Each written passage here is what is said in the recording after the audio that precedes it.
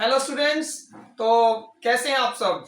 I hope आप सभी बढ़िया होंगे। तो आज हम करने वाले हैं एक्सरसाइज 10.2 का क्वेश्चन नंबर 9। और क्वेश्चन नंबर 9 क्या है? We have a figure, in figure X Y and X dash Y dash are the two parallel tangents to a circle with center O and another tangent AB another tangent AB which touches the circle at point C, intersecting xy and x dash y dash at A and B. You have to prove AOB is 90 degree. हमें क्या given है इस question में कि हमें एक दो tangent parallel tangent draw करके दिए गए हैं और एक टेंजेंट और अलग से दिया गया है जो सर्कल को सी पॉइंट के ऊपर टच करता है।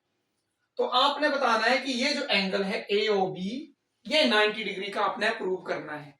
बहुत इंपॉर्टेंट क्वेश्चन है ये और बहुत बार एग्जाम में भी आया हुआ है। तो सबसे पहले तो हम लिखेंगे यहाँ पे कि हमें क्या गिवन है। मेन थिंग्स वो गिवन क्या है, हमें गिवन है X by parallel to X dash Y dash, ये हमें गिवन है। And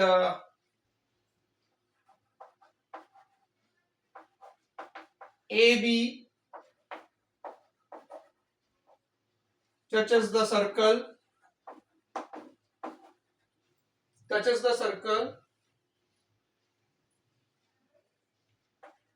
at C. Now to prove, हमने प्रूव करना है angle AOB equal to 90 degree. हमने ये एंगल प्रूव करना है। तो हम क्या करेंगे, यहां पे आप ये फिगर ड्रॉ करेंगे। इस फिगर में आपने क्या करना है, ये जो O और C है इसको आपने ज्वाइन कर देना है। यहां पे इसको आपने ज्वाइन कर देना है और ये जो एंगल बने हैं, ये जो डायमीटर ड्रॉ किया गया है, क्योंकि O सेंटर है तो ये डायमीटर है। यहां पे ये जो एंगल है, ये कितने एंगल बने हैं? 4 एंगल बने हैं। इनको नेमिंग कर देनी है आपने, एंगल 1, एंगल 2, एंगल 3, एंगल 4।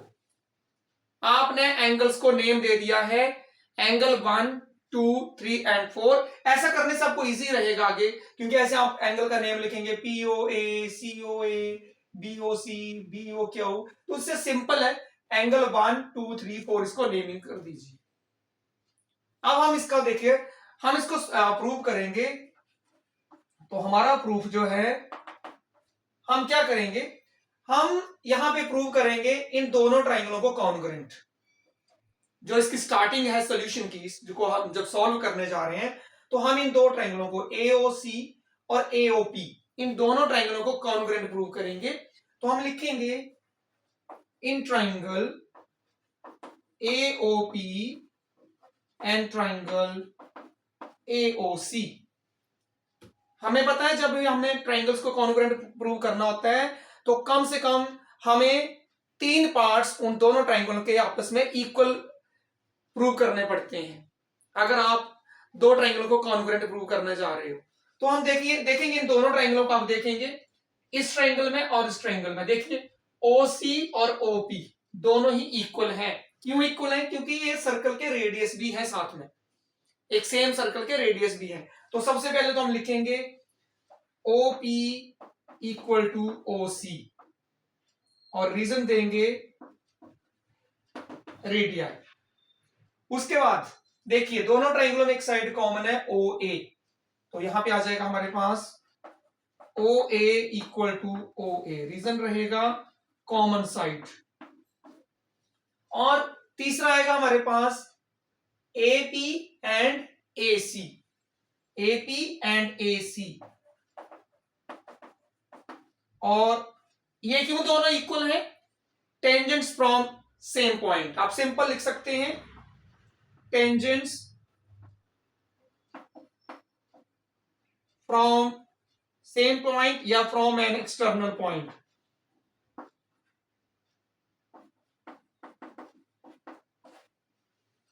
तो हमारे पास दोनों ट्राइंगल्स की 3 साइडें आपस में इक्वल आ गई हैं, तो आप यहां पे लिख सकते हैं by S rule, side side congruency rule, triangle AOP is congruent to triangle AOC। दोनों ट्राइंगल्स क्या हो गई आपस में, प्रूव हो गई हैं कि इक्वल हैं। और अगर दोनों ट्राइंगल आपस में कॉन्ग्रुएंट प्रूव हो जाती हैं तो उनके जितने भी कॉरेस्पॉन्डिंग पार्ट्स होते हैं वो इक्वल होते हैं।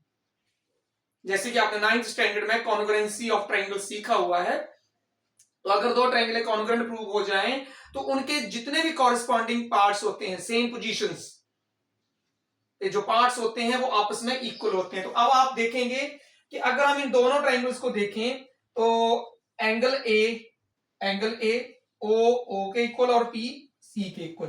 तो ओ के ऊपर इस ट्राइंगल का एंगल 1 बन रहा है और इस ट्राइंगल का एंगल 2 बन रहा है। ओ के ऊपर एंगल 1 और एंगल 2, तो आप यहां से लिख सकते हैं angle 1 equal to angle 2। Reason क्या रहेगा, सीपीसीटी। यू नो ना CPCT, corresponding parts of congruent triangles. Congruent triangle के जितने भी कॉरेस्पॉन्डिंग पार्ट्स होते हैं वो आपस में इक्वल होते हैं। तो एंगल 1 इक्वल टू 2 आ गया हमारे पास, तो इसको हम यहां पे नंबर 1 लिख लेंगे। अब सिमिलरली नीचे की तरफ भी यहां से दो ट्राइंगल्स बन रही हैं, तो आप लिख सकते हैं similarly triangle BOC and BOQ are congruent. Similarly, यहां पे सिमिलरली का यूज कर सकते हैं क्योंकि वहां पे भी अगर हम दोबारा रिपीट करना चाहेंगे तो यही सेम रीजंस आएंगे वहां पे। तो जब ऐसा कोई क्वेश्चन में बन रहा हो, सेम रीजंस वहां पे आपको देखने को मिल रहे हो, कि ऑब्जर्व कर रहे हो, आपकी सेम रीजन ही देके हम साइड्स को प्रूव करेंगे, तो आप वहां पे डायरेक्ट लिख सकते हो सिमिलरली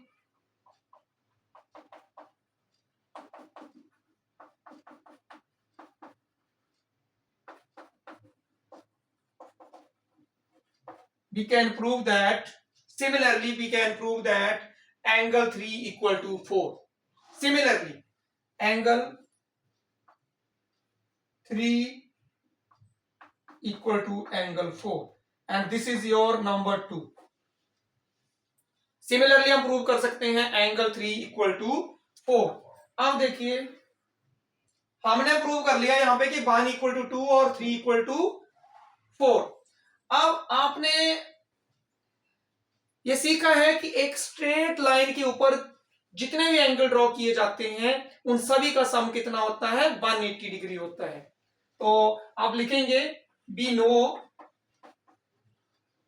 know that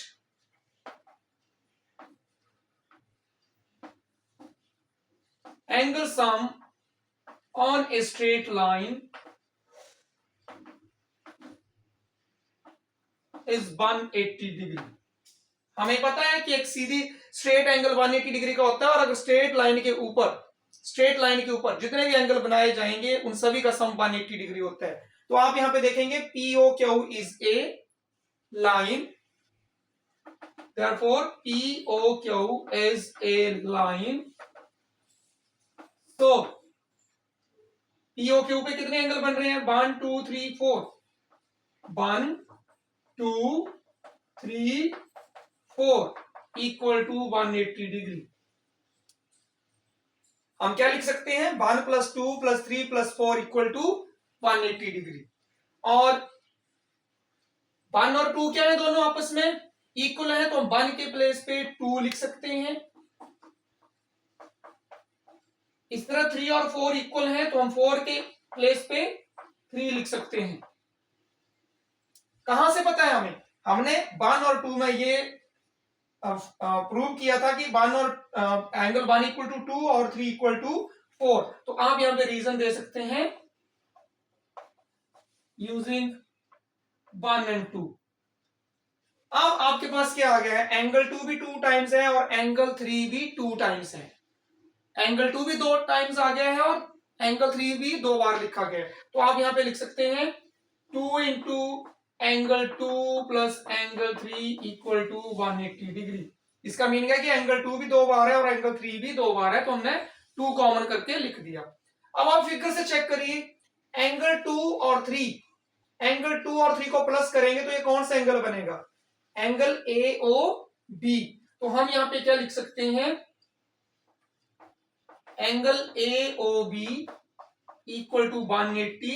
ये 2 इधर मल्टीप्लाई कर रहा है तो उधर जाके क्या करेगा? डिवाइड, और डिवाइड में कटिंग करके हमारे पास आंसर कितना आएगा?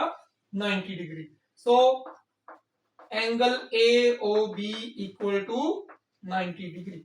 इस तरह से आप इस क्वेश्चन को सॉल्व कर सकते हैं। हमने क्या किया है?